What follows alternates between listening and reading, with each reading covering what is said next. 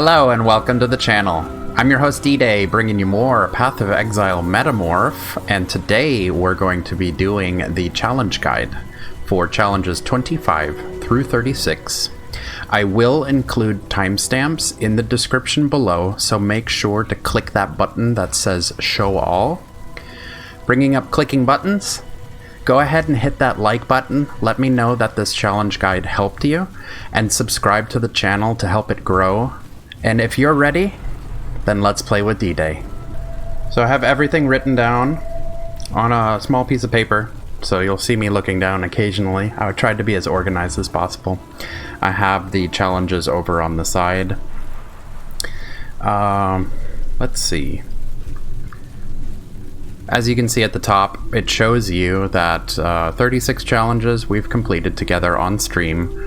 On the 12th challenge, we got the footprints. On the 19th challenge, we got the first trophy piece. On the 24th challenge, we got the weapon effect. And now on the 36th challenge, we got the portal effect. So one thing, I don't think it shows unless you read this. No, completing 19 challenges. It's every 2 challenges after receiving your 19 for the first totem piece, you get an extra layer on your totem over here. That's why my other totems, this one's from Legion League, all of my other totems are all the same height, which I tend to go one challenge past to 36 or 37 so that all of my totems match. I just don't have the time to do all 40 to get the final totem piece. It does look pretty sick. It's a giant eagle spreading its wings. Maybe one of these days a league will be easy enough, or I'll be good enough at the game to be able to do all 40 challenges. But for right now, I'm very content with going to the next to last totem piece, 37 in total. That's why while doing this guide, I will occasionally hit enter, I will hit up, and I've written down, want to buy Sirius Conditional 2, or Cirrus Conditional 2 Victory. I'll give 2 EX for it. It has to be there, Cirrus, because mine's not up on my Atlas.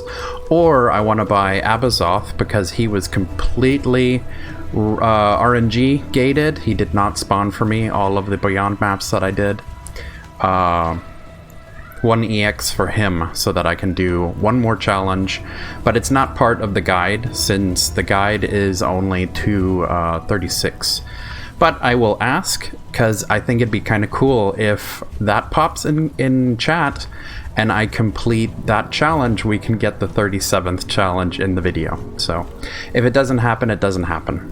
But I will occasionally hit enter, up, enter, to see if anybody's selling this one challenge that I need to end the league. Alright, on the left, I scrolled down and I clicked the ones that I completed for 25 through 36, and I'll go through them in order of the list. I've written down what episode that I completed the challenge in, so if you need further explanation, you can reference the video from the series, the Let's Play series. It's not a tutorial series, it's a Let's Play series. I want to make sure that you know that. If you want to see how I completed it, or maybe just additional information on how, I know I learn by doing and by seeing, not really by being told. So, again, descriptions are going to be in the timestamps that are in the description of the video. Be sure to hit that show all, because it only shows like the very top line, and that's not very helpful. A lot of people don't know that I put timestamps in my descriptions to some of my videos that are longer or are guides. So complete these encounters 4. Delve to a depth 100 in your Azerite mine. What you have to do is, when you complete maps, you will get Niko. You will get Niko completion. He's this one, Niko, Master of the Depths. When you're completing white maps, once per day, the dailies, they do build up. As you can see, I have not been doing any dailies. I have 9 Nikos that can be popped inside of white maps. And I can do 9 in a row if I wanted to by doing all of his dailies. I think it's really awesome of GGG letting them stack as long as you complete maps, because there was a lot of days in previous leagues where I just did not feel like doing previous league content, and I skipped it. And you miss out on dailies when you don't do them by, I think, 6 or 7 o'clock. Now it doesn't matter, they all stack up here. So I have 9 maps on white tier, 4 on yellow, and 32 on red, because I stopped doing Niko as soon as I got the delve depth of 100. But each one of these tiers can only be popped inside that corresponding map range. So if you have white ones, you can't pop them on red maps, because the higher tier the map, the more sulfurite he will award. So it's really good to do your red maps. Plus, I'm not sure how high this number can go. I see 34 on Alva. I've completely neglected her. But run those dailies, get that sulfurite, and spend that sulfurite going down, down, down in the depth until you pass depth 100, and it'll pop for you. Defeating a Bestiary boss, you can also do Einhar, Beastmaster. You can do his dailies. It'll pop one red monster, one red monster per map that you pop with the dailies. And there's a chance that red monster on the map is one of the monsters required to pop the portal to one of the, I believe, 4 Bestiary, like primal gods. They're not really that intense. But I got the crab one from running maps, so I popped the portals, defeated the crab, and got the challenge for that. Defeating an Abyssal Lich, this thing should not have been as difficult as it was this league. Every time you run over an abyss, which is the little green swirly spiral on the ground inside of maps, it makes a fissure that runs away from you and spawns monsters. You have to chase that fissure and defeat the little bursts of rares that spit out of the ground until an abyssal depth forms. So there's a very high chance that it will push up a little chest, a treasure trove, that you click and it gives you Abyss League drops. And there's a small chance that it opens up as a ladder into an abyssal depth, and then you go into the abyssal depth and fight your way through that little basement area. Within that, 90% of the time, I would say, or even higher, it ends in a little spire that you defeat, and it drops a good item from Abyss League. It has a very small chance inside of that to spawn a Lich, one of their lords that you defeat. I did not get that at all this league. I ran a bunch of abysses. Most of them turned into troves. Some of them turned into depths. None of them turned into liches. I had to go into trade chat, which I just remembered. I had to go into /trade 820 and ask if anyone was selling an Abyssal Lich, and one person was selling an Abyssal Lich. They sold it to me pretty cheap, 50C. A lot of people were going one Exalted Orb. I've seen some people go 2 Exalted Orbs, and I got lucky. I bought it for 50C. I went inside, stood there, he defeated it, I got credits. I had to buy it because it was RNG, and it's not really skill related, it's just luck. If he would have popped for me, I would have beat him. I would have got credit. The next one is defeat a Breach Lord. So that one was pretty cool. At the beginning, when we were doing Metamorphs, I believe a full Breachstone dropped for me. So I put the Breachstone in my map device, pop the portals. You have to click on the breach and fight your way through the breach on a timer. Every time you defeat a rare, the timer goes back up. If the timer runs out, the breach closes, you don't get to the boss. So you just have to fight your way down the entire way, defeating every rare until you get to the portal, then you're safe. Then you have tries. And I believe I defeated Zoth pretty easily. He wasn't that impressive. Defeated Zoth, and that was my Breach Lord, and I got credit for completing Encounters 4. So, also additional information that I want to give on defeating and completing Encounters 4. I completed that in my episode 37. So if you want more information on that one, check out my episode 37 on my channel in my playlist for Path of Exile Metamorph. The next one I did was complete these encounters 5, which is actually the last one I completed, but it's the next one on the list. Activating shrines, those are the temporary shrines that you click on that give you buffs. Until you click on them, they buff all of the monsters that are around it, and when they spawn with a whole bunch of monsters around the shrine. So you click on the shrine, you get the shrine buff. It also takes the buff away from the monsters that are around it. You have to click on 200 of them. A lot of these I did with the Zana modifier. I clicked on Zana when doing maps, and I selected the, I believe it was Domination. So let me check. It is Domination. So for an extra 3C with your map, I selected Domination, and it added and contains 3 extra shrines. So I ground that one up by doing extra Zana modifier for 3 chaos a pop per map for extra shrines. Defeat beyond unique bosses. These spawn with the map modifier. This slaying monsters may spawn monsters from the beyond. It is a map modifier that runs on maps. One thing that's great, but you can't do it until later in the Zana storyline. You have to finish her story to unlock all of the different options. The very last one is Beyond. Slaying enemies close together has a 15% chance to attract monsters from beyond. If you pop in a map that already has the Beyond modifier on it, you can double dip. It's double beyonding is what it's called. When you defeat monsters, it spawns more monsters out of the blood and corpses of the monsters you slay. So one thing that I've noticed, but I can't confirm, is I have much better spawns when I get all of the monsters to die on top of each other. If I bum rush a map super speedy and I'm defeating one pack at a time, I barely get any spawns. But if I stand still and I have all of the monsters come towards me and they all die around the same area, I usually have more luck with beyond spawning. With double dipping, what happens is you defeat monsters, they spawn beyond monsters.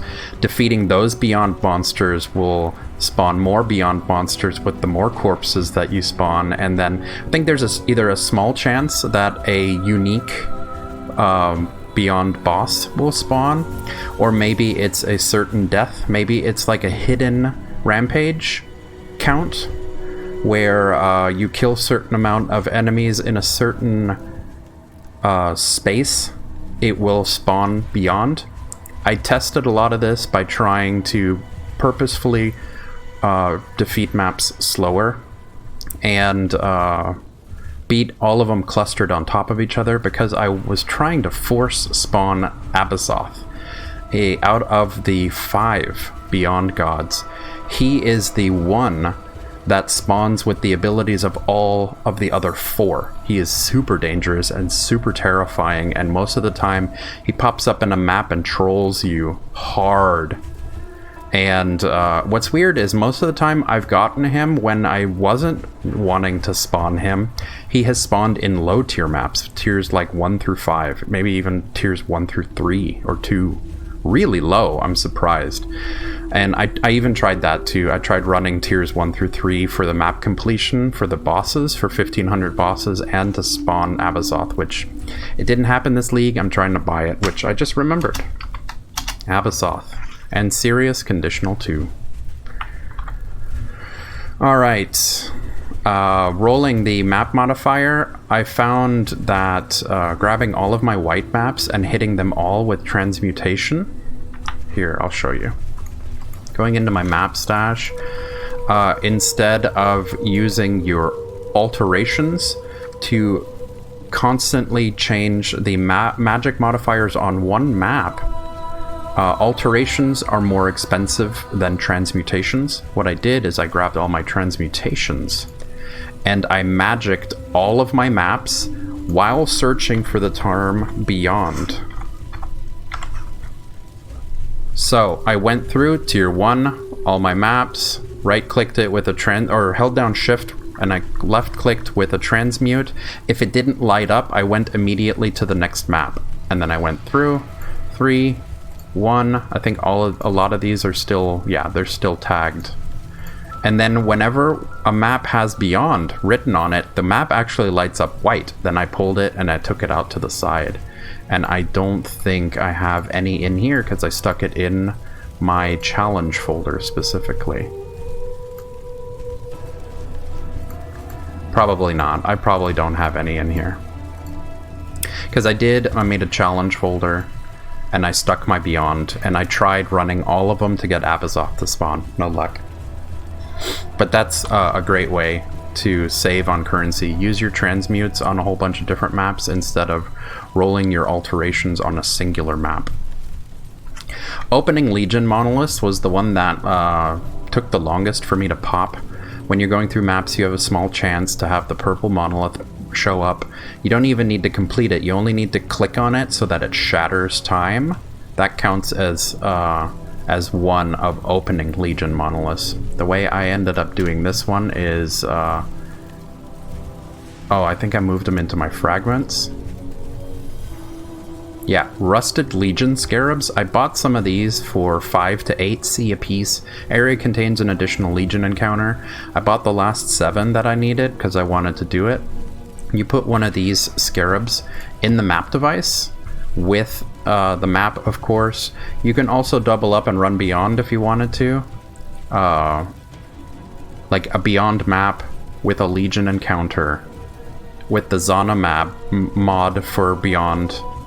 And then when you pop legions inside of that, you can double up on multiple challenges if you want to. But these scarabs, they also work for force spawning. Let's see if I have one.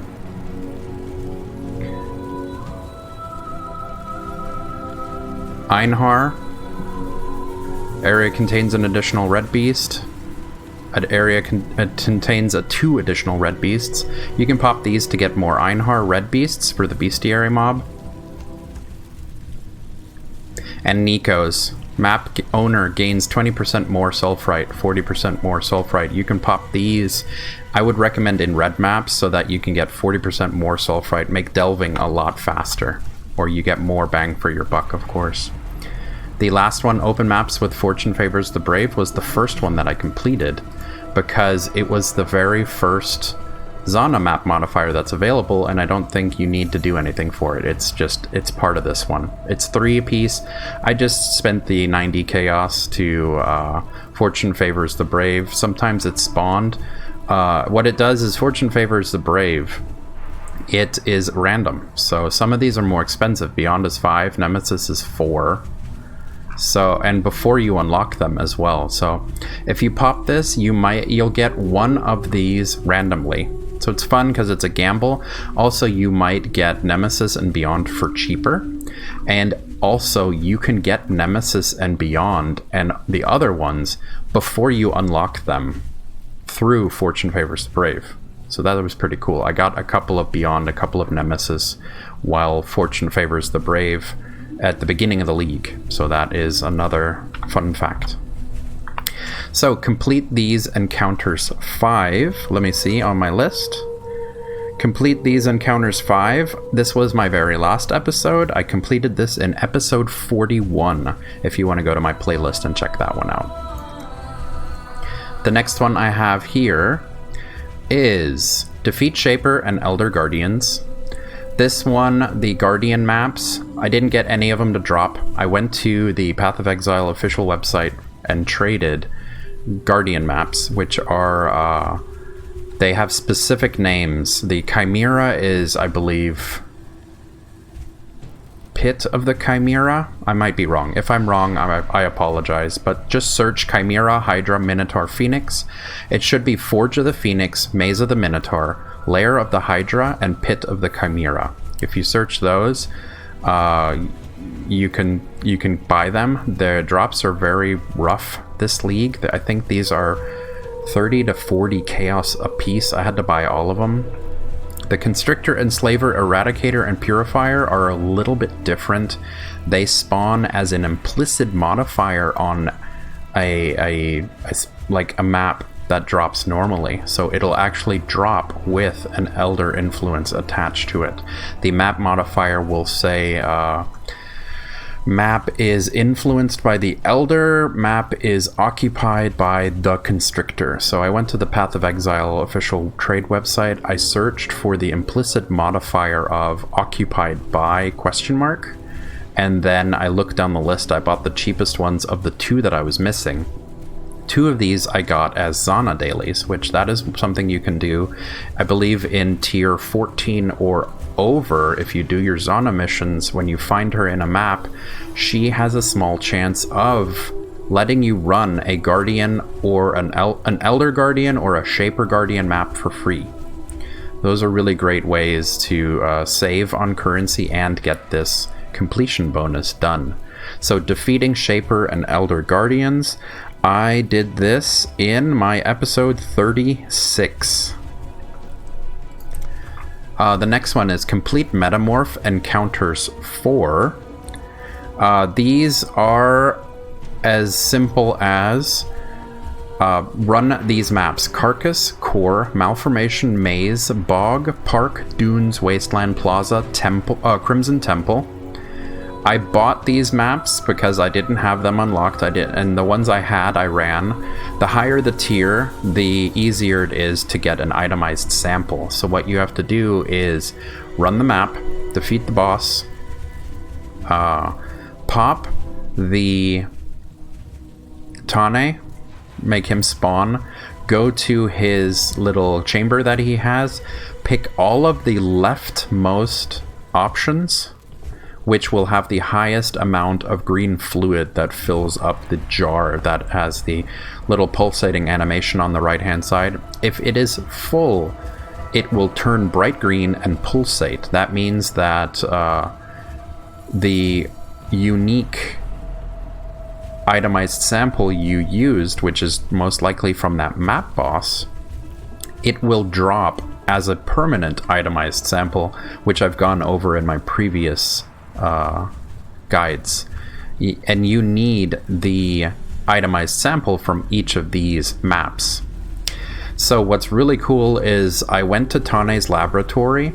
You could combine 5 of the ones that drop and run them as one metamorph and get credit for 5 of these. So 1, 2, 3, 4, 5. 1, 2, 3, 4, 5. It is possible to complete this challenge with only 2 metamorphs if you have the 2 complete sets. I had a couple of doubles and I really didn't want to run these maps again, so I ran one of these guys in each set of tier 1 itemized samples to make the overall metamorph a joke, and I wanted to knock out each one of these one at a time. That is the safe route. I just wanted to complete the challenge for the league, and I wasn't in it for big risk, big reward. So completing Metamorph Encounters 4, I did this in my episode 35, if you wanted to check that out. The next one is completing unique maps. You only need to do 15 out of all of them. Some of these are ridiculously priced. Doriani's Machinarium is expensive. Parandus Manor has always been ridiculously expensive. Vinctar Square is expensive because not many people do it. You require the 4 Anger Rod stabs that drop, and it's a little difficult, so people usually bump up the price because you have to do an extra step to get that map. Hall of Grandmasters is PvP, so I wouldn't recommend doing this map unless you specifically know what you're doing and you have a build that is for PvP. So I did all of the other maps. These 4 that are not checkmarked are the ones I skipped.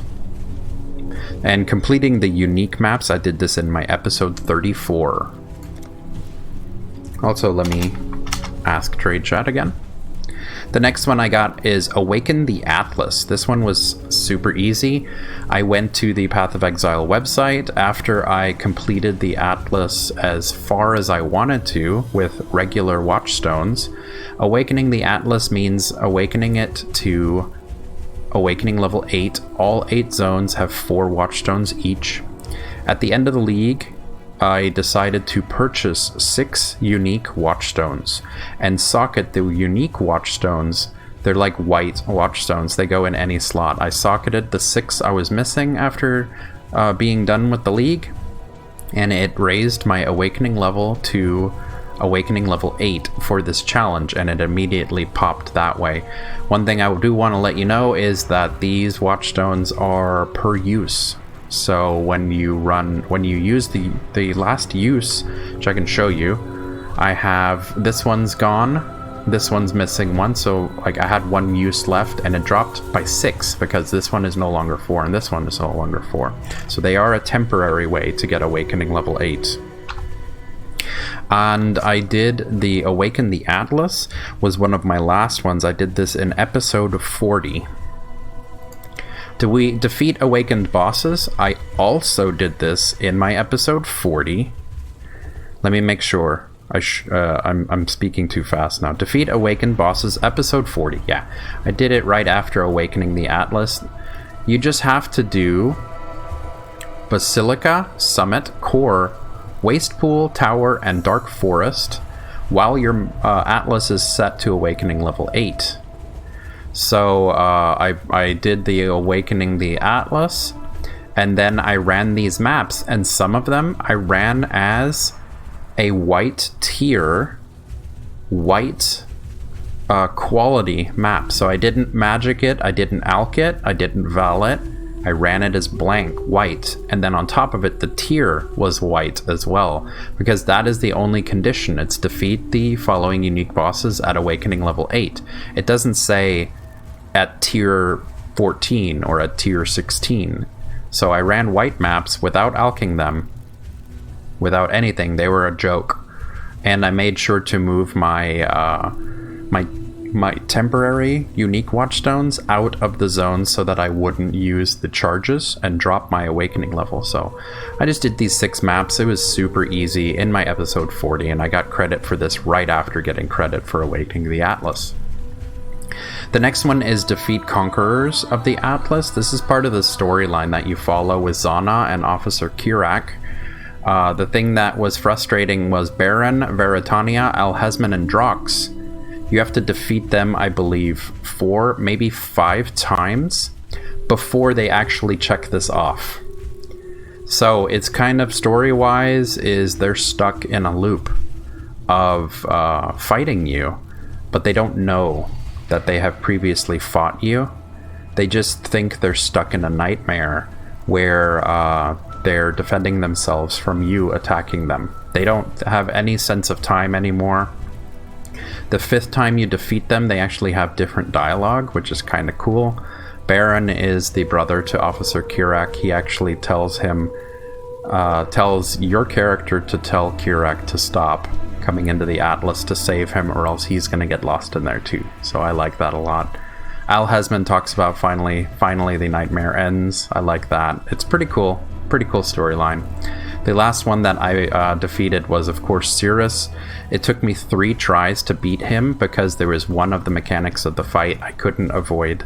It's probably because my internet has bad ping, and when he says die and fires his 5-beam laser, he's probably already fired it a couple of milliseconds before I react. So when I click my flame dash, instead of flame dash working, my character is dead because it's milliseconds off of me trying to react. So my ping is bad and I can't avoid that. But I did do it on my 3rd try, and I did that in my episode 39? Yes, episode 39, if you want to watch that. I gotta give you a warning though. I really didn't think I was gonna win by the last portal, so I was kind of preparing for the loss. It was the same exact way the previous 2 tries, and I was hit with a pretty serious wave of depression because I was tired of all of the effort I was putting into the map. One thing that I don't like is that you can't just immediately try the boss over again. You have to reset all 4 of the warlords over again, which I can understand because Shaper worked that way. You lose the fragments if you lose your try against Shaper, but you could run those maps and fight those Guardians immediately over again for the fragments. The Elder, you just got to be able to try over and over again. The Shaper, you had to fight the Guardians another time. With Cirrus, you have to run random maps, hoping that you get taunted. And then on top of that, they have to taunt you a certain amount of times before you can even get them on your map and fight them and defeat them. So it felt like 10, 20 times more effort involved getting Cirrus back onto my Atlas, where I play from 4 to 5 p.m. when I come home from work, and before my fiance comes home, I play Path of Exile, and this entire league, I could only get Cirrus to spawn 3 times. That's how difficult it was for me, and I was getting very, very sick of replaying the same content for a chance at playing him, which I do understand. They want retention on their gamer base. They don't want people to play the first 2 weeks of league, of a 3-month league, and then quit. They want people to stay for longer. My issue is I am a casual gamer.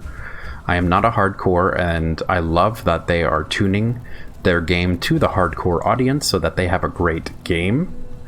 But it's slowly pushing out the casual gamer like me from being able to enjoy playing the league, because if there were no challenges, I would play 2 weeks, play the league mechanic, get bored of it, and go back to other games that give me more enjoyment per minute that I'm playing, since I only have an hour a day.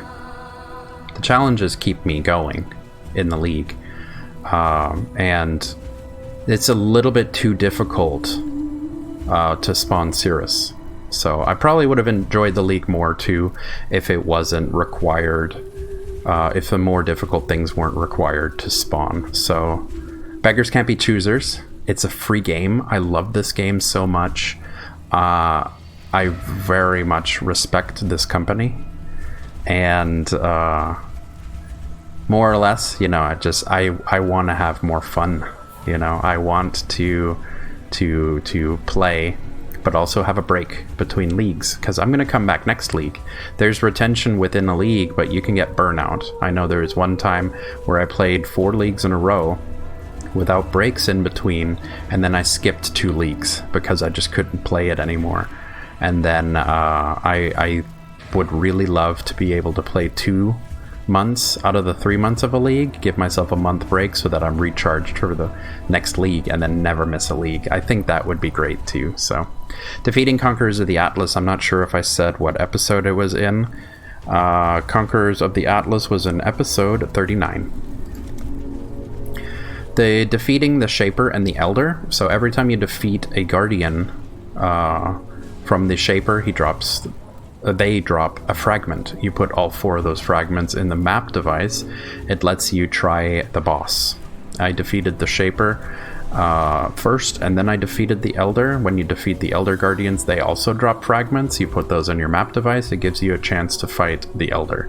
You defeat them both, you get credit for this quest. Defeating Shaper and the Elder, I did that in my episode...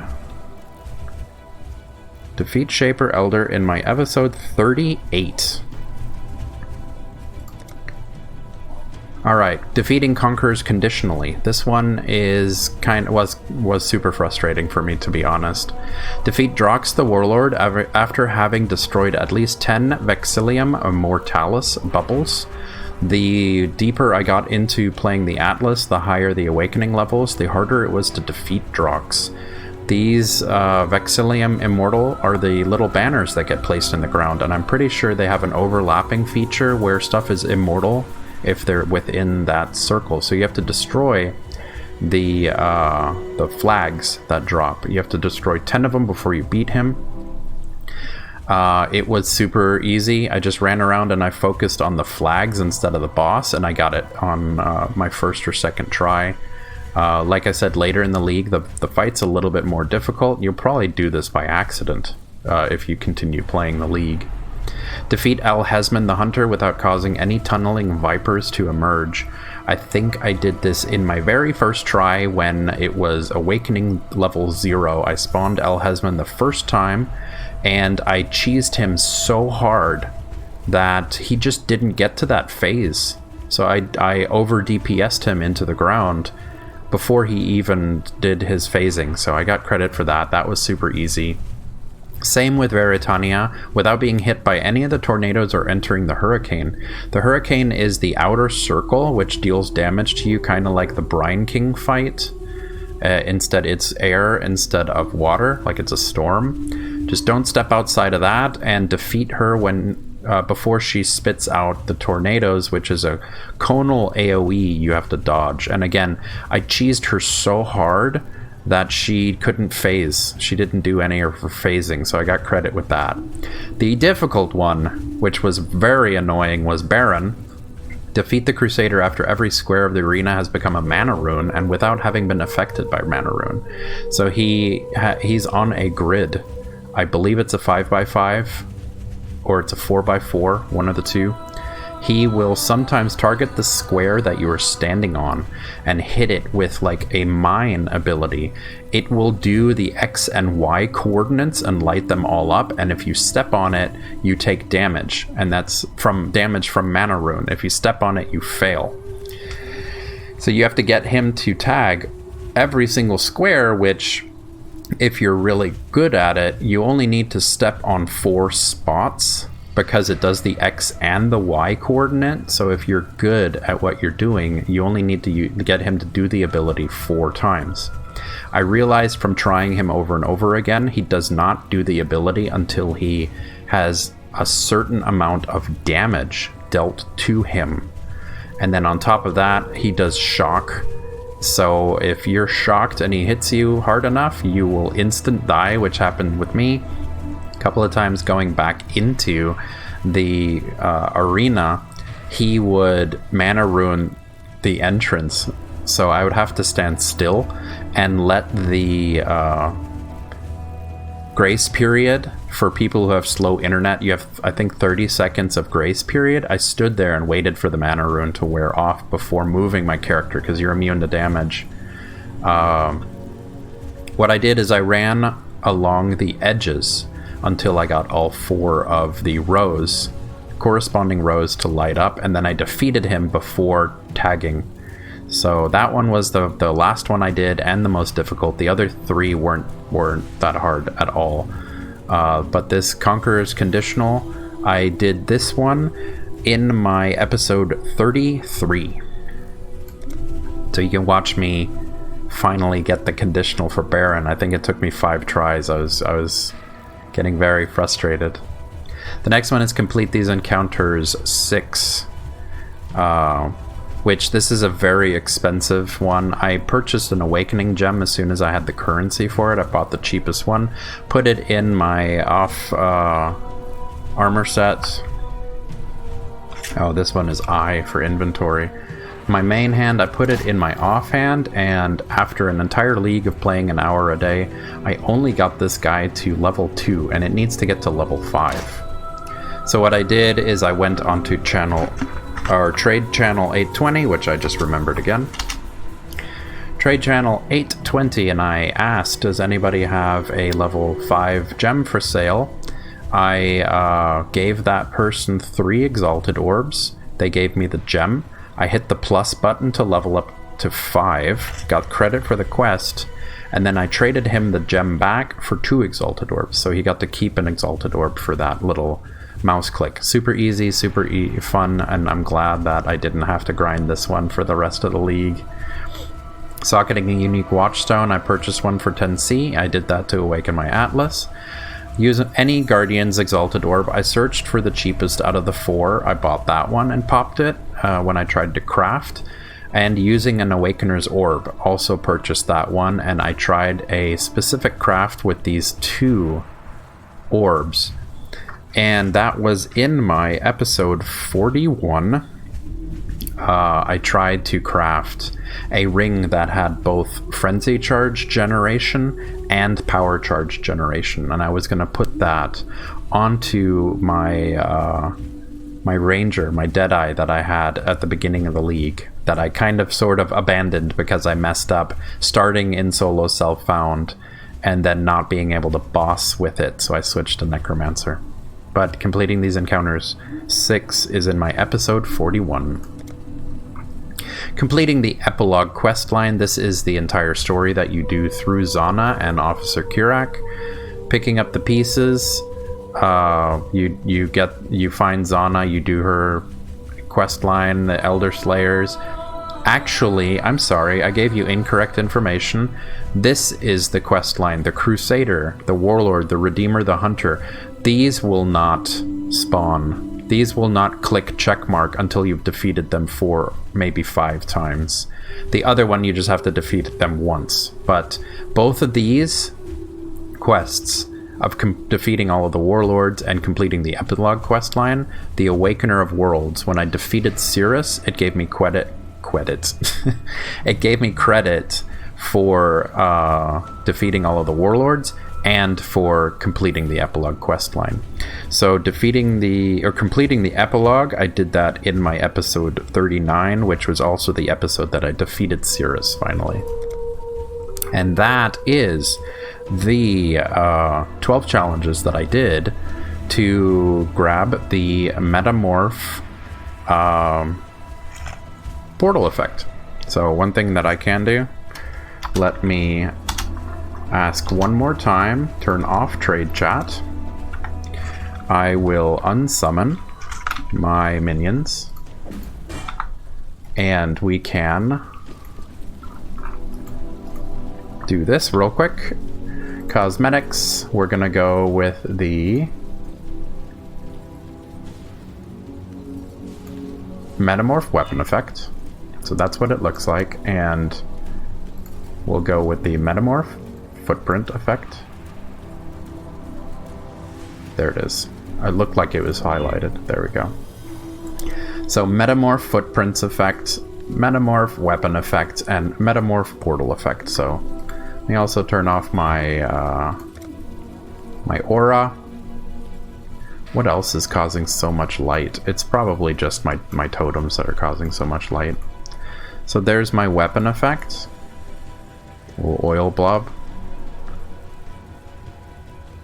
And my footprint effect makes oil blobs. Pretty cool. Glad you made it back. The armor set that I'm using is the Manticore armor set, as well as the Bestiary League challenge reward, the helmet and the wings. I like this armor set on the witch a lot. And I'm doing the Holy Eyes and Bent Horns because it adds a little bit of flair to this. But there's the weapon effect, there's the footprints, and let's see, I have portals, so... Or actually, I can't use portals, I have to pop a map. So I'll pop a map for you guys, it doesn't matter which one I do. These are the Metamorph portals.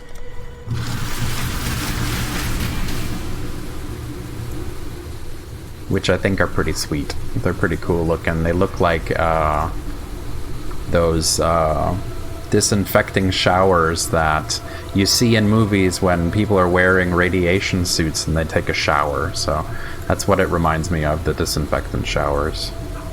They look pretty cool. It looks really awesome. When they're all connected around a map device, I can see a lot of potential when it comes to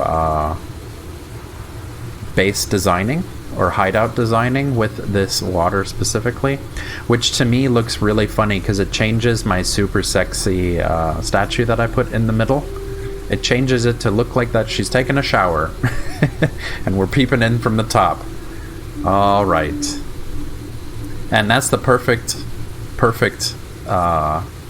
segue into the end of this video, right guys? Thank you so much for joining me today. If you can hit the like button in the bottom right and go ahead and click on my guy here to subscribe to the channel, that would help us out a lot. Also, if you want to watch me stream on Twitch, I stream Monday through Friday from 4 to 5 p.m. Central. So I'll see you then.